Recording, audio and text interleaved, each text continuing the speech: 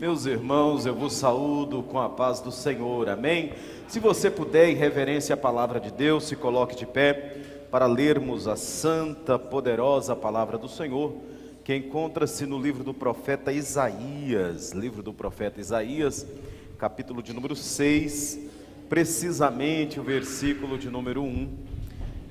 Nós vamos ler do versículo de número 1 até o versículo de número 8 versículos da palavra do Senhor, a qual nós fundamentaremos a palavra ou o tema que o Senhor tem nos dado nessa noite, que é um tema sugestivo, um tema conhecido, mas de profundo impacto sobre a nossa vida, e é de fato necessário que estejamos atentos à palavra de Deus. Diz assim: no ano em que morreu o rei Uzias, eu vi o Senhor assentado sobre um alto e sublime trono, e o seu séquito enchia o templo, e os serafins estavam por cima dele. Cada um tinha 6 asas, com 2 asas cobriam os rostos, com 2 asas cobriam os pés, e com 2 asas voavam. E clamavam uns para os outros, dizendo: Santo, Santo, Santo é o nome do Senhor, toda a terra está cheia da sua glória. E os umbrais das portas se moveram com a voz do que clamava, e a casa se encheu de fumaça. Então disse eu: ai de mim que vou perecendo, porque eu sou um homem de lábios impuros, e habito no meio de um povo de impuros lábios. E os meus olhos viram o Rei, o Senhor dos exércitos. Mas um dos serafins voou para mim, trazendo na mão uma brasa viva que tirara do altar com uma tenaz. E com ela tocou a minha boca e disse: eis que isto tocou os teus lábios, e a tua iniquidade foi tirada, e purificado o teu pecado. Depois disso, ouvi a voz do Senhor, que dizia: a quem enviarei? E quem há de ir por nós?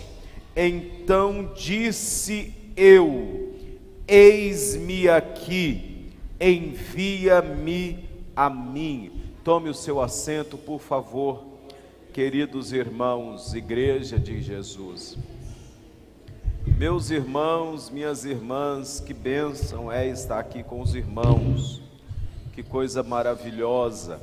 Eu não sei se você teve a satisfação de cumprimentar o irmão que está ao seu lado. Se você não teve, o faça, porque esse irmão é o irmão que vai morar no céu com você. Diga para ele assim: paz do Senhor, meu irmão. Diga para ele assim: Jesus lhe abençoe. Glórias a Deus. É isso aí, é uma oportunidade de confraternizarmos, né? Irmãos, eu estava meditando na palavra do Senhor, e este é um dos textos mais conhecidos da Bíblia, que traz a ideia da virada de chave do ministério de Isaías. Isaías tem uma grande representação na história bíblica, principalmente na profecia ou nas profecias, envolvendo o Messias, Jesus de Nazaré. É importante que se diga que Isaías, ele veio de uma família profética, ministerial. Alguns estudiosos imaginam que Isaías tinha um grau leve de parentesco com Ezequias, até quem afirme que Isaías era um primo de Ezequias. Verdade é que a Bíblia traz dois personagens aqui nesse texto que lemos, e para que venhamos compreender o que Deus quer falar conosco nessa noite, é de fato imprescindível que nós venhamos compreender o papel dos dois personagens aqui do texto bíblico. O primeiro é o rei Ezequias, né? No ano em que morreu o rei Uzias, né? A Bíblia vai dizer, meu amado e querido irmão, que Uzias era um grande rei, talvez um dos reis que mais conseguiu levantar e estruturar o exército de Israel. Nesta época, a história vai dizer que Israel estava militarmente muito bem. Não existia neste momento uma nação que tivesse a condição de fazer com que Israel recuasse. Ezequias foi de fato, ou melhor dizendo, Uzias foi de fato um rei que dominou o poder bélico de Israel.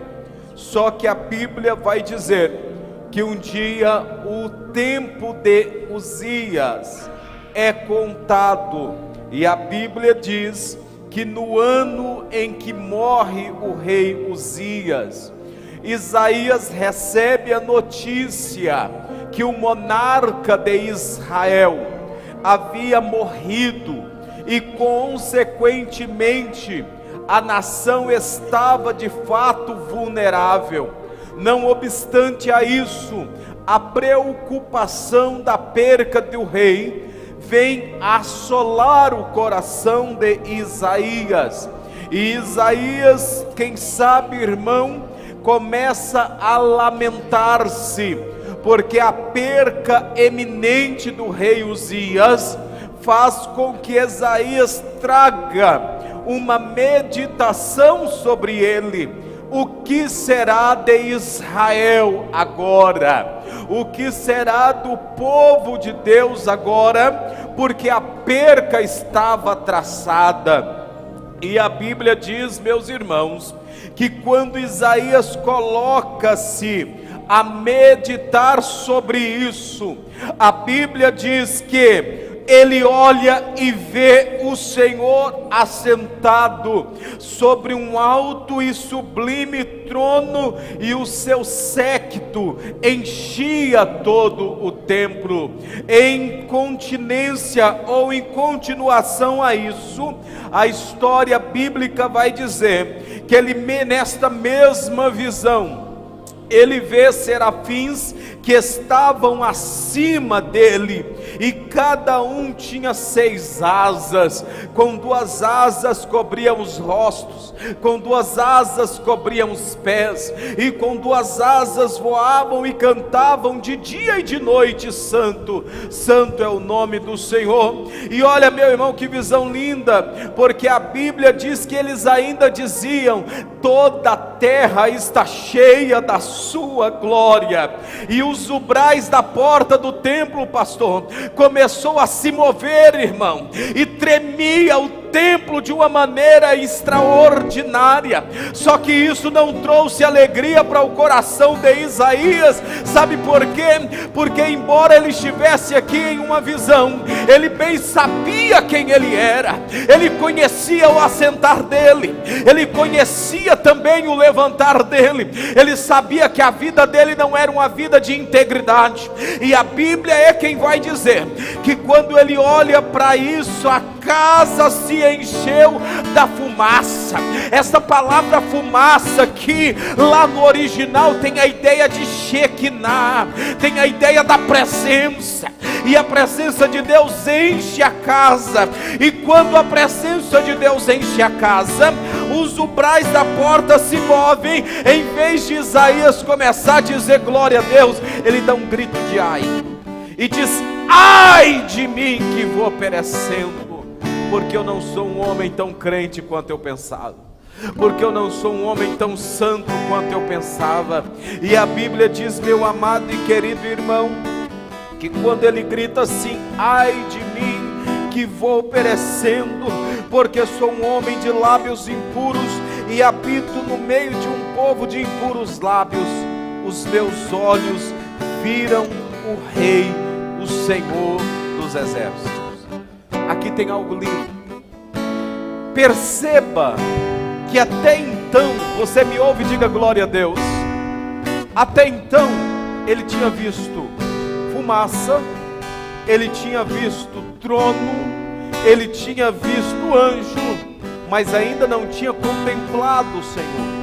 Ele só contempla o Senhor quando ele olha para ele mesmo e diz assim: eu sou um homem de lábios impuros, eu habito no meio de um povo de impuros lábios.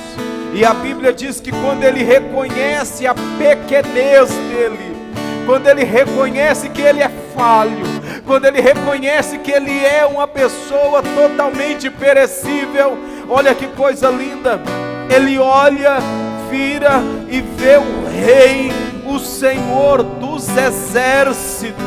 Deixa eu lhe dizer uma coisa: para que ele cresça, eu preciso diminuir. Para ele aparecer para mim, eu preciso desaparecer. Quem tem glórias para Jesus nesta noite? Em uma igreja, o negócio vai pegar fogo aqui hoje. Para que ele apareça no meio da igreja, os crentes que na igreja estão precisam desaparecer. E é desaparecer do ego, é desaparecer do orgulho, é desaparecer da mágoa, é desaparecer dos lábios impuros e dizer: eu não sou nada, eu não tenho nada, eu não faço nada, eu não consigo nada. É necessário que ele cresça e que eu diminua. Manda canaiacé. Irmão, eu já estou vendo glória de Deus neste lugar, irmão. Eu já estou vendo crente adorar Jesus. Aí ele diz assim, ele olha e vê: eu sou um homem de impuros lábios, eu habito no meio de um povo de impuros lábios. E ele está dizendo assim: eu não sou digno de ver a glória, eu não sou digno de sentir a presença, eu não sou digno de sentir a presença do Senhor me envolver. E quando ele reconhece isso, acontece algo interessante. Olha aqui, porque aqui tem algo esplêndido.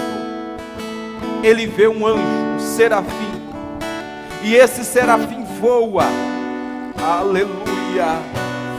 Oh, glória a Deus. E esse serafim vai, irmão Vanderlúcio, até o trono da glória de Deus. E no trono da glória de Deus, em que Apocalipse diz que há pedras afogueadas, ele tira uma brasa viva do altar. Só que é interessante, porque o anjo não tem a capacidade de tocar na brasa. Ele necessita de uma ferramenta chamada um tenaz, que é uma espécie de um alicate, para pegar coisas incandescentes de fogo. Só que o anjo não tem condição, e olha aqui, se você me ouve, diga glória a Deus. Ele não tem condição de pôr a mão na brasa, mas a brasa toca o lábio do homem. Olha que coisa estranha. O anjo não consegue pegar a brasa com a mão, mas o homem aguenta o toque da brasa na boca. Vou dizer novamente, que alguém perdeu a oportunidade da glória a Deus. A mão do anjo não tem capacidade de pegar a brasa, para isso precisa de um tenaz. Mas essa mesma brasa é a que queima a vida do crente para ele viver em santidade. Pastor, não entendi, me explica. Deixa eu lhe dizer uma coisa: tem coisa reservada para crente que nem para os anjos o Senhor revelou. Pastor, não entendi. Tem experiência que Deus vai dar para crente que não é para anjo, é para crente viver. Aleluia. Deixa eu lhe dizer uma coisa, e ele vem voando e traz a brasa na tenaz e toca o lábio do profeta e diz assim para o profeta: Mas um dos serafins voou para mim, trazendo na mão uma brasa viva, tirada do altar com uma tenaz, e tocou a minha boca e diz: eis que isto tocou os teus lábios, e agora está queimado a iniquidade, agora está purificado o teu pecado. Você sabe o que isso quer dizer? Deus quer tocar em você nessa noite. Aleluia. Eu estou sentindo esse altar pegando fogo aqui, irmão. Deixa eu lhe dizer uma coisa: Deus quer tocar os teus lábios hoje. Vou além, deixa eu ir além, deixa eu ir além. Ele quer tocar o teu coração com a brasa que foi tirada do altar. Sabe por quê? Porque tem coisa que só o fogo do Senhor purifica, tem coisa que só a brasa do altar limpa, tem coisa que não adianta ninguém falar para você. Sabe por quê? Porque está impregnado. Eu não estou só falando de pecado, não, eu estou falando de sentimento, eu estou falando de decepção, eu estou falando de traumas da alma. E Ele está dizendo assim: eu não posso lhe deixar assim. Sabe por quê? Porque depois que Ele toca em Isaías e diz assim: você está purificado. Olha que coisa linda, versículo 8: depois, não foi antes. É por isso que eu preciso entender que tem processo. É por isso que eu preciso entender que não é no meu tempo. Eu preciso entender que tem coisa que é processo de Deus na minha vida. Ele não diz assim: antes de tocar, não, Ele diz depois de ser queimado, depois disso. Sabe por que nós estamos vivendo um tempo em que os crentes entram gelados e saem congelados da igreja? É porque eles querem antecipar o processo. Antes de começar a profetizar, eu preciso ser queimado pela brasa do Senhor. Antes de eu começar a fazer missões, eu preciso ser queimado pela presença do Senhor. E aí a Bíblia diz: depois disso, eu ouvi a voz do Senhor. Pastor, não estou entendendo. Então eu vou te explicar agora. Não dá para ouvir a voz sem ser queimado. Você pode ver anjo, você pode ver trono. Ah, meu Deus, o Senhor vai nos apertar aqui hoje, pastor. Tem gente que vê trono, vê anjo e vê fumaça, mas não ouve a voz do Senhor. Feche os seus olhos, que o negócio está apertando aqui. Ele está dizendo: hoje eu vou queimar crente com brasa aqui. Ele está dizendo assim: olha, eu via trono, eu via anjo, eu via fumaça, mas a voz eu só passei a ver depois que eu fui purificado, depois que a brasa me tocou. Aleluia. E aí a Bíblia diz assim: eu ouvi a voz do Senhor que dizia: quem é que eu vou enviar? Quem é que eu vou mandar? Quem há de ir por nós? E aí a Bíblia diz: então eu disse: eis-me aqui, envia-me a mim. Sabe o que acontece? Eu não tive o privilégio de estar aqui ontem para ouvir a mensagem, mas eu vi o texto falando sobre prioridades. E a prioridade, ela só se torna de fato uma prioridade quando a gente é queimado pelo altar do Senhor. Até o presente momento, Isaías era apenas um profeta. E não confunda cargo com presença de Deus. Não confunda credencial, posição com presença de Deus. Aí ele vai ter um encontro com Ele e vai dizer: Senhor, eu não sou digno. E eu vou dizer: miserável é o homem que, quando a glória de Deus se manifesta, ele olha para ele mesmo e diz: eu sou digno de sentir isso. Não, irmão, quando você sente a presença de Deus, é mais para te dizer assim: eu estou aqui pela misericórdia do Senhor, do que pela nossa capacidade. E o anjo voa e toca nele, mas não quer dizer que isso tenha relação com ouvir a voz do Senhor e estar disponível para o Senhor.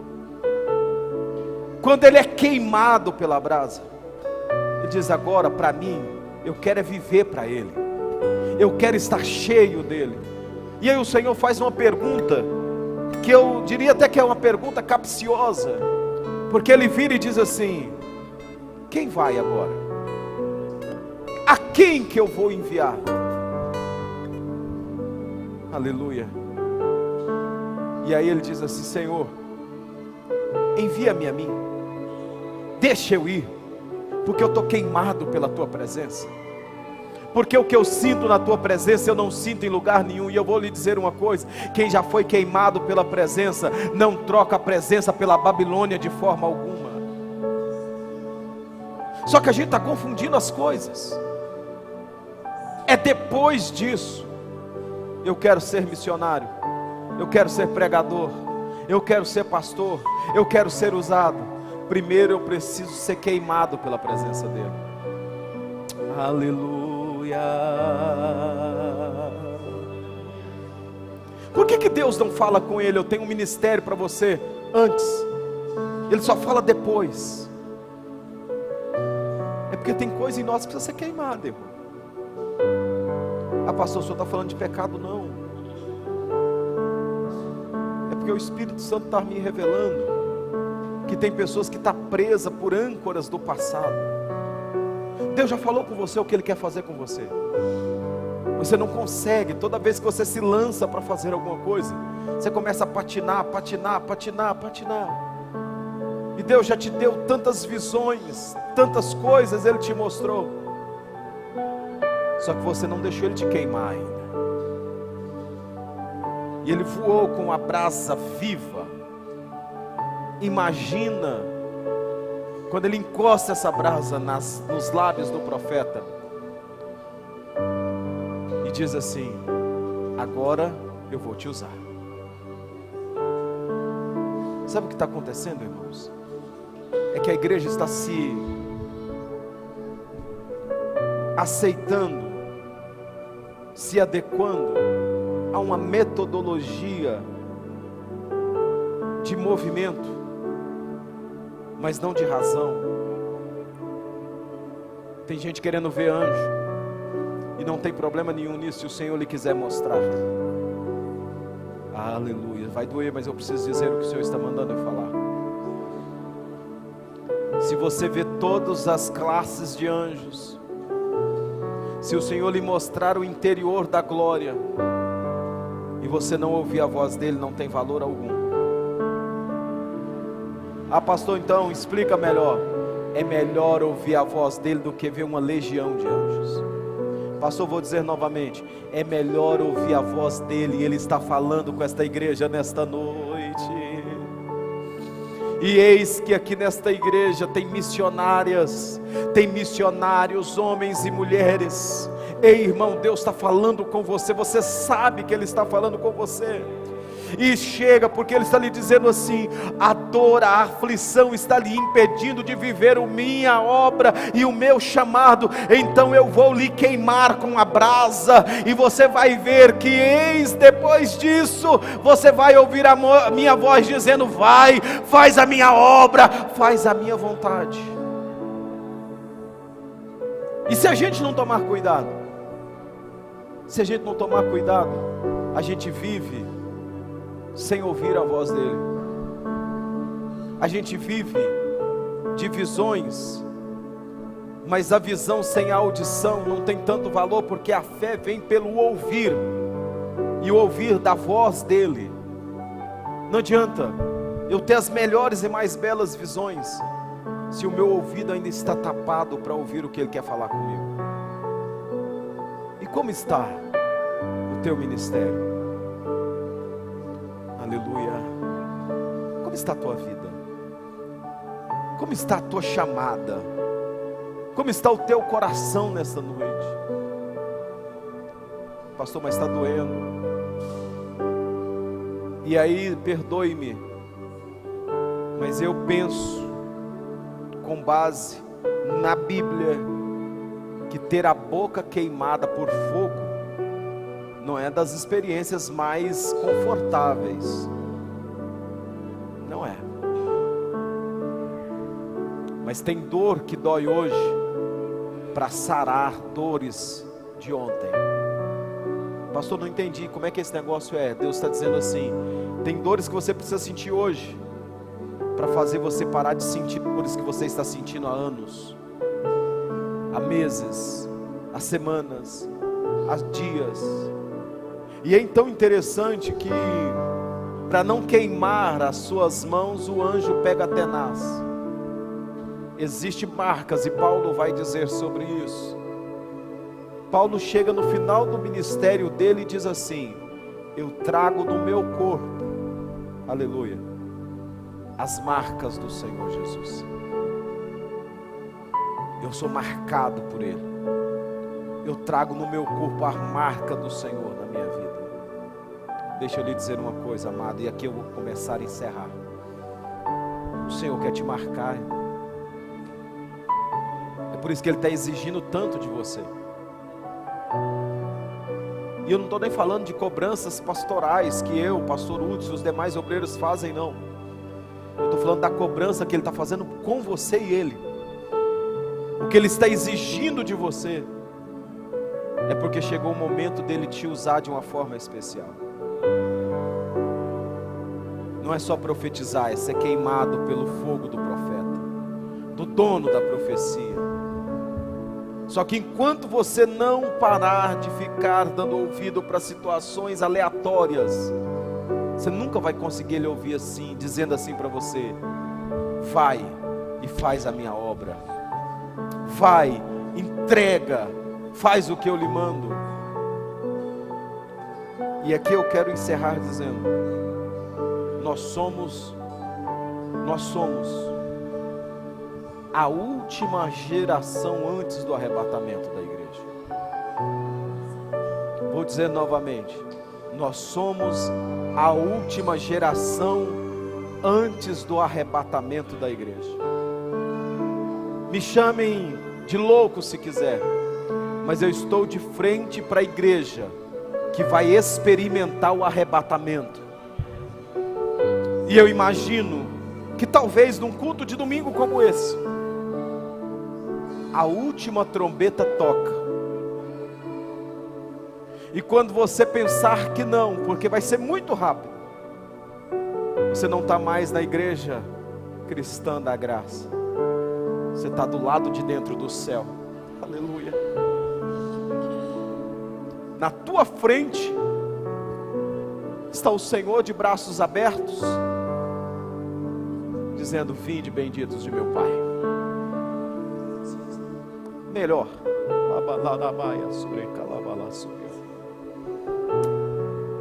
Talvez num culto ainda como esse, antes da bênção apostólica, a trombeta toca, você sobe nas asas do vento, e quando você chegar lá, está o Senhor com um lenço na mão, dizendo: eu vim enxugar toda lágrima.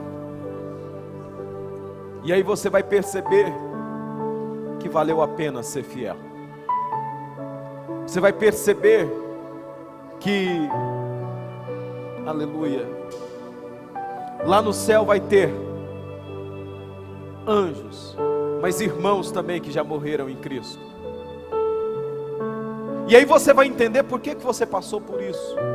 Porque tem coisas que o Senhor não está nos explicando, por mais que você já perguntou para Ele por quê. E Ele não te explica, porque não é para ser explicado, é para ser vivido. Mas por que dói tanto, pastor? Se você puder anotar isso na capa da sua Bíblia, eu faça. Se não, anote no seu coração.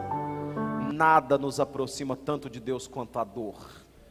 Nada nos aproxima tanto da chamada quanto a dor. E até parece que ela vem para destruir. E não está escrito na Bíblia, mas é conhecidíssimo, que diz que os mais belos hinos e poesias foram escritos em momentos de tribulação.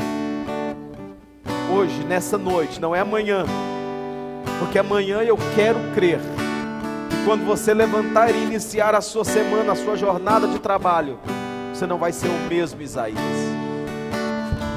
Sabe por quê? Porque um dia a gente acorda como se fosse o mesmo dia, a rotina. Aquele dia de Isaías parecia ser um dia qualquer, até o Senhor aparecer para ele. Então receba isso em forma de profecia. Hoje é a noite que o Senhor está aparecendo para você. Amanhã você não vai ser a mesma pessoa de hoje. Aliás, deixa eu corrigir. Depois deste culto você não será mais a mesma pessoa. O Senhor vai lhe tocar de uma maneira especial. Só que para que eu viva coisas extraordinárias, eu preciso também pensar com a cabeça extraordinária. Para de viver coisas pequenas. Porque quem quer mergulhar profundo, precisa ir a águas profundas. Fica de pé comigo agora em nome de Jesus. Se você tiver liberdade, e é só se você tiver. Se você tiver liberdade com esse irmão que está ao seu lado aí, eu quero que você pegue na mão dele agora. Mas se você não tiver e não se sentir à vontade, não tem problema. Mas eu quero que você seja um canal de Deus na vida deste irmão. Porque uma brasa viva vai ser tirada do altar e tocada em você hoje. Você não pediu que você queria falar em línguas. Você não disse que queria ser renovado. Uma presença inacessível do Senhor.